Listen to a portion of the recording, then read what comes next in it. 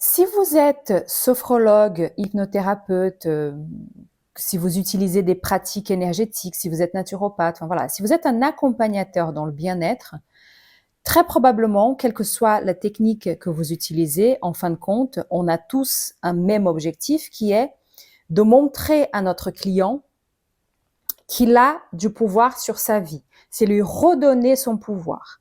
Il a des fausses croyances, il a eu une éducation, voilà, qui lui a fait perdre justement le pouvoir qu'il a de construire sa vie, de changer sa vie, de changer ses habitudes, d'atteindre des objectifs. Et quelque part, ce qu'on va faire, quelle que soit notre technique, c'est lui redonner son pouvoir. On va lui montrer, on va lui faire prendre conscience qu'il a des ressources en lui pour changer, pour atteindre son objectif. Mais est-ce que vous, thérapeute, accompagnateur, sophrologue ou autre, est-ce que vous êtes persuadé d'avoir le pouvoir de changer votre vie? Est-ce que vous essayez justement de vous servir de vos propres ressources, de votre propre pouvoir pour changer votre vie? Ou bien est-ce que vous restez dans la victimisation à vous dire le marché, le si, il y a trop de sophrologues, il y a trop de thérapeutes, l'inflation, etc., etc. Est-ce que vous regardez à l'intérieur pour voir où ça coince? Je vous pose la question parce que sans faire ce travail sur soi, c'est très compliqué. Parler de techniques de communication, de comment faire pour avoir des clients, de dépliants, de sites internet, de fiches Google My Business, de je sais pas quoi, de techniques de SEO pour votre site internet, tout ça est important évidemment. Mais si vous êtes persuadé que vous ne pouvez pas y arriver, si vous êtes dans justement un état d'esprit de victimisation, je suis désolée de vous dire, mais tout ça, encore une fois, je peux pas dire que ça va servir à rien parce que vous aurez quand même des clients. Si vous êtes persuadé d'être nul et que vous mettez tout un tas de choses en place en termes de communication, oui, vous allez avoir quelques clients, mais ça va pas durer, ça va pas être pérenne. Vous voulez aider des gens à trouver leurs ressources, vous voulez aider des gens à trouver la meilleure version d'eux-mêmes, pour utiliser cette expression qui est un petit peu connue. Mais est-ce que vous allez chercher à l'intérieur de vous vos propres ressources? Pourquoi je vous dis ça? Parce que récemment, j'ai fait 3 lives. D'ailleurs, je vous remercie parce que vous étiez très nombreux à être présents à ces lives. Vous étiez aussi encore plus nombreux à regarder les vidéos en replay. Et forcément, j'ai eu beaucoup de retours. J'ai eu des retours qui m'ont beaucoup plu, qui étaient très positifs, de beaucoup de sophrologues qui sont justement dans une dynamique proactive de se faire connaître et de travailler aussi sur soi. Et alors, j'ai oublié de dire la chose la plus importante. Le thème de ces 3 lives était ce qu'il faut être pour développer son activité de sophrologue. Et il y avait beaucoup de positifs, comme je viens de le dire, mais il y avait aussi beaucoup de personnes qui, dans tous les commentaires que j'ai eus, que ce soit durant les lives, que ce soit après par DM sur Instagram, par mail, etc., il y a beaucoup de personnes qui, j'avais l'impression, n'ont rien écouté de ce que j'ai dit et qui à la fin étaient là. Oui, mais les cartes de visite et les sites internet et comment tu as fait finalement pour développer ta clientèle?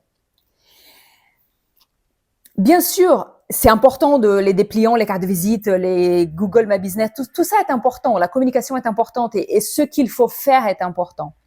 Mais regardez aussi à l'intérieur. C'est à travers de nous que tout se passe. Vous n'allez pas juste faire des choses mécaniquement et ça va fonctionner. C'est avec votre état d'esprit que vous faites des choses. C'est avec votre état d'esprit que vous créez un site internet. C'est avec votre état d'esprit que vous allez frapper aux portes des médecins et des ostéopathes et des cliniques et des écoles. Voilà. C'est avec votre état d'esprit que vous faites tout ça. Donc, si vous êtes persuadé que vous êtes une pauvre victime du système parce qu'il y a trop de sophrologues, parce que les sophrologues maintenant sont formés en 3 mois, parce que ci, parce que ça, vous êtes en train de regarder à l'extérieur et laissez-moi vous dire, vous n'allez pas trouver la solution à vos problèmes en regardant à l'extérieur. Donc, faites attention à ça. Cette vidéo ne va pas parler à tout le monde. Encore une fois, il y a beaucoup de sophrologues qui sont vraiment dans une démarche de ce qu'il faut faire, mais aussi ce qu'il faut être. Parce qu'ils ont compris que c'est à partir de ce qu'on est qu'on fait. On est d'abord et on fait ensuite. Donc, cette vidéo va pas parler à tout le monde. Et si elle vous parle pas, j'ai envie de vous dire, tant mieux. Ça veut dire que vous avez déjà compris le message que je veux passer ici. Mais si vous êtes encore dans cette démarche de c'est de la faute aux autres et je n'y arrive pas et je suis une pauvre victime, et que vous êtes en plus à la recherche, parce qu'il y a ça aussi dans toutes les questions que je recevais, il y avait aussi, j'ai l'impression, et même avant les 3 lives, hein, il y a très souvent, j'ai l'impression, chez beaucoup de personnes, l'envie de connaître le petit truc, comme si moi et toutes les personnes qui vivent de ce métier avaient un secret qu'on garde tous. Hein, il y a le secret de comment on a fait. Il y a un truc qu'on a fait. Il y a une démarche qu'on a fait. Il y a un endroit où on est allé. Il y a une porte à laquelle on a frappé et qui a fait que tout a fonctionné. Et vous êtes encore très nombreux à être à la recherche de ce petit quelque chose qu'il faut faire, de ce petit secret, de ce petit tuyau. Hein, et vous pensez que quand vous allez faire ce truc-là, tout va fonctionner. Alors, peut-être, hein, dans certains cas, qu'il y a un truc que certains ont fait et qui a fait que leur truc a explosé. La plupart du temps, ça se passe pas comme ça. Et je vous conseille de ne pas compter là-dessus. Je suis quelqu'un de très positif, je suis quelqu'un de très optimiste, mais je ne pense pas qu'il faille compter sur la chance, qu'il faille compter sur la personne, le médecin à qui vous allez vous présenter et qui va créer le phénomène de bouche à oreille, et vous n'aurez plus jamais à faire de la pub et vous n'aurez plus jamais à faire de la communication. Si ça arrive, tant mieux, super, je vous le souhaite, mais ça ne se passe pas comme ça pour la plupart des gens. Et vous êtes nombreux à être à la recherche de ce petit truc magique. Et faites attention, parce que si vous êtes à la recherche de ce petit truc magique, vous êtes des proies très faciles pour des gens qui veulent vendre des formations. Alors attention, il y a des gens qui vendent des formations qui sont archi compétents, qui vont vraiment vous aider à développer votre activité, ça c'est possible. Et ils existent, il y en a nombreux dans la communication, dans le marketing, il y en a plein qui vont vous aider de façon très sérieuse. Mais vous êtes aussi une proie très facile pour des gens qui vont vendre des trucs, des formations hyper chères, qui justement vont vous promettre la solution magique pour travailler 2 heures par semaine depuis une plage à Bali. Faites attention parce que vous risquez de tomber dans ce genre de choses. C'est très compliqué de travailler avec le développement personnel des autres sans jamais avoir fait son propre développement personnel. Ou alors, peut-être que vous l'avez fait un tout petit peu, mais vous êtes resté en surface. Sans vous connaître vos propres limitations, sans connaître vos propres zones d'ombre, sans connaître vos propres difficultés, ça va être très compliqué de communiquer, justement. La vie vous invite aussi à faire un chemin d'introspection pour être la personne qui a un agenda plein, pour être ce thérapeute, cet accompagnateur qui a plein de clients.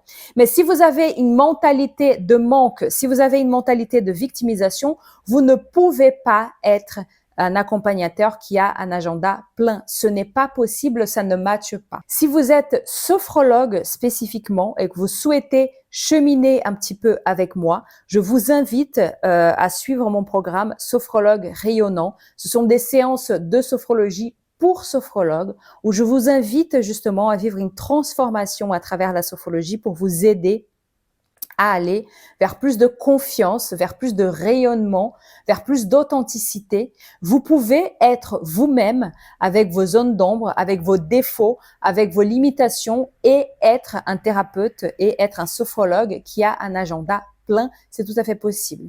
Donc, le lien pour en savoir plus est dans la description de la vidéo. J'espère que cette vidéo vous aura aidé et je vous retrouve très vite pour une prochaine vidéo.